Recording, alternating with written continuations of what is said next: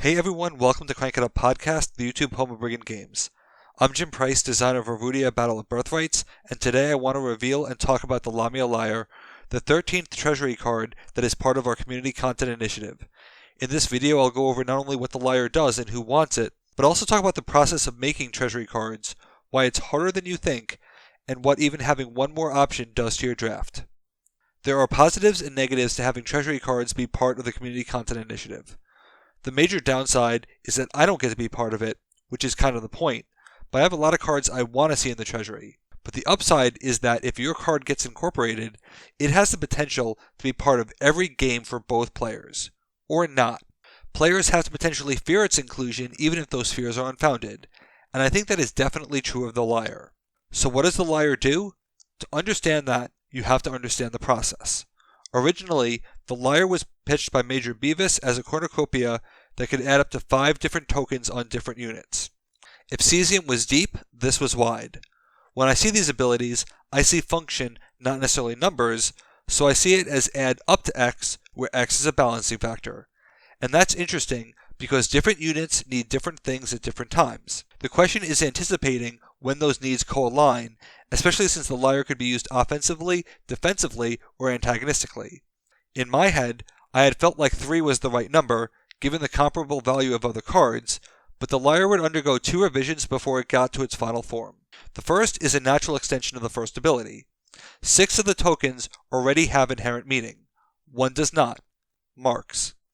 And while mark-based classes would love the additional play, it would be better to have an effect that is always relevant. It would be better if the Lyre offered a reason to place a mark in a standalone context. But what would the effect be that is sufficiently different from everything else, but useful enough that it would be a realistic option most games? The answer is that, if the tokens modify the units themselves, the mark would affect the attachments. The Lyre gained the ability that marked rival units have their attachments cancelled, both allied and rival. This means that rival equipment, rival modifiers, and allied traps are all cancelled for a turn, and this has proven to be fairly significant. In the simplest case, it's an Aegis shield killer, but it's also great at cancelling the boots. It's rare that the Blade of Erudia is non-terminal, but that's been cancelled too in Come At Me strategies. But because it cancels all attachments, it's also a way of ignoring a trap. This particularly matters to the conscription-based traps, as you can get back the unit for a turn.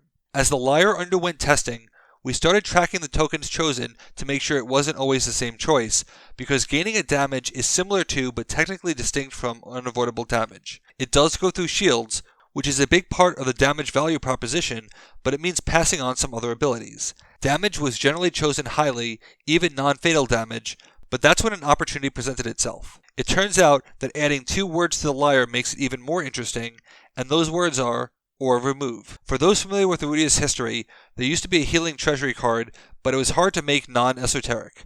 Perhaps it came too early. However, this is a way of interjecting healing into the system without explicitly doing so, and it leaves room for a more intrinsic healing card later on. In fact, it means that the Lyre can do a ton of things, which we will see through the lens of the tokens and those classes affected by them. Strength is easy, as support does not add power, just battlefield damage, and sometimes you actually need that to be power. Strength can do that, but strength can also be removed, as this allows players to stall. Since you can only use each token once, removing strength and adding weakness is common, as is the reverse, adding strength and removing weakness.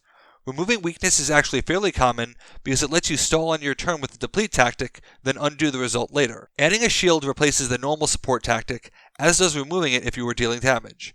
Sometimes the removal of the shield is more important than the presence of the damage, such as longsword or keeping the captain from triggering. Sometimes you do want the damage, like with fighters or monks. Removing damage is significant because previously healing was rare, and once you were damaged, it was stuck there. This mattered to cards like Rampage that just needed a single damage, or if you were in Fatal Strike range, where all the shields in the world cannot help you. Healing damage means not dealing damage, and that's a significant trade-off, but also a great tactical decision. But I think the 2 tokens that benefit the most from this are Charges and Delay. For Delay, this means cancelling a powerful ability for a turn, often terminally. This is great in conjunction with adding a strength and removing a weakness. It could mean delaying Attila to ensure someone survives, or stopping a patrol from jumping on for points. Even as just a stall, like part of a healing turn, it's incredibly powerful. But there are also classes who love removing their own delay. Nayaka loves this, as it means she can use her command back-to-back turns. it's yet another way to speed up Gaspar, or potentially let Gaspar trigger on successive turns. In fact, we flirted with the idea that Gaspar can use his command multiple times per turn if you could pull it off, and the Lyre would have helped with that, but we ultimately opted for the simpler route. Given the focus on engine units, particularly acolytes, why kill them when you can stop them for a turn, then use their presence next turn? Delay is extremely impactful on both sides of the equation, especially since the removal can undo the add from the immediate previous turn. You will see some occasional Lyre battles where turn tempo decides who wins out, and this is especially true of charges. It's easy to think that, if you have exactly one charge, it's really powerful, and I'd love having a second one. For smugglers, this is definitely true, and Ayla gets a lot of threat from her charge as well. Like the pumpkin seeds, the Lyre has the ability to add a charge. Charges are incredibly useful because they let you decide your own timing and can be saved for later. But now the Lyre punishes hoarding charges. You play a smuggler, and you have a chance to unleash right away, but you don't. Now you may lose that chance. This might mean deploying sooner than intended, which is power creep and potentially done without deck foresight. That's the power of the threat of the Lyre. Yet it's not my actual favorite Lyre play, and this happens quite often and I love it every time. The Lyre is also friendly to unleash X units.